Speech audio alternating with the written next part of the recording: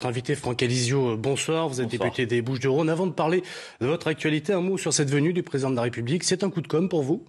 Oui, évidemment, c'est la 4e visite du président de la République. Ça fait 2 ans que il y a quand même des réalisations qui sont en cours, visiblement. Moi, j'entends des chiffres, je les vois. Je vois aussi une réalité, celle que voient tous les Marseillais, tous les Provençaux, puisque Marseille en grand, ça va être Marseille plus la métropole.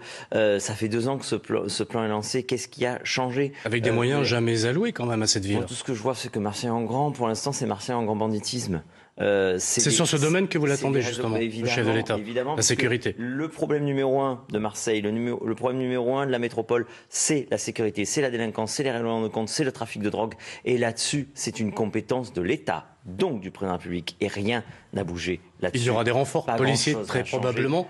Oui, mais vous l'avez vu dans cette cité, quand la mobilisation est citoyenne, ça fonctionne aussi, en tout cas ça amène du résultat. Oui, ça ressemble à toutes les opérations voisins vigilants et tout, c'est une bonne chose, mais ça montre aussi que l'État seul ne fait pas grand-chose, qu'il est défaillant, que le gouvernement ne met pas les moyens. Il y a 4 fois moins de vidéos protection à Marseille en termes de comparé aux habitants et à la superficie par rapport à Nice. Il n'y a pas assez de moyens donnés, y compris en termes de policiers.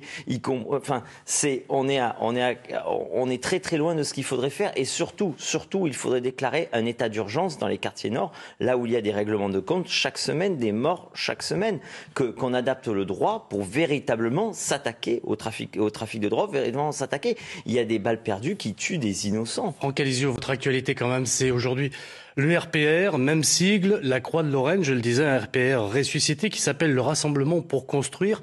C'est pas un coup de com', ça aussi?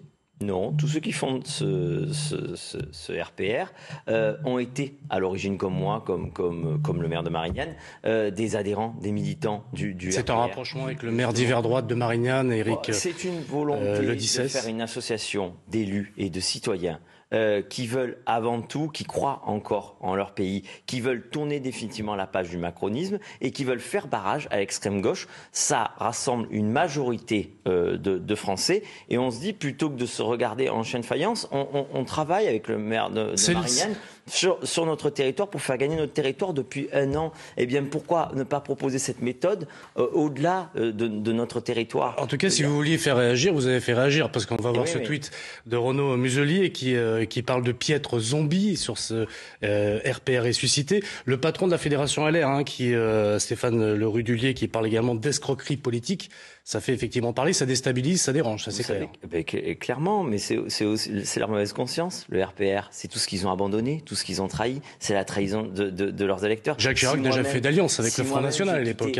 Pas de 86 à 92, notre région a été gouvernée par qui? RPR, UDF, Front National. Le président du RPR s'appelait comment? Jacques Chirac. Donc c'est un mythe, l'histoire de cette opposition entre... Non, nous on veut dépasser tout ça. On est en 2023. Et ça prend le chemin d'un parti politique ou simple mouvement? On veut tout simplement discuter. C'est une association. Donc c'est un simple mouvement, c'est une association. Ça n'a pas vocation à être un parti politique. Je reste mariniste, je reste Rassemblement National.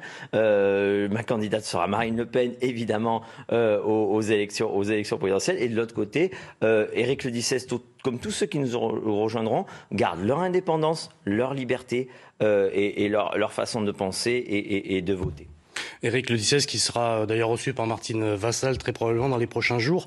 C'est à la demande de la présidente de la métropole. Alors on verra s'il va éclaircir un peu la situation auprès de la présidente. En tout cas, confiance à la présidente de la métropole et du département pour faire la part des choses. Dans sa majorité, il y a tout le monde. Il y a même un communiste, enfin le plus dur en réalité, Georges Rousseau du ROV. Donc j'imagine que tout le monde peut se retrouver au service du territoire. Merci.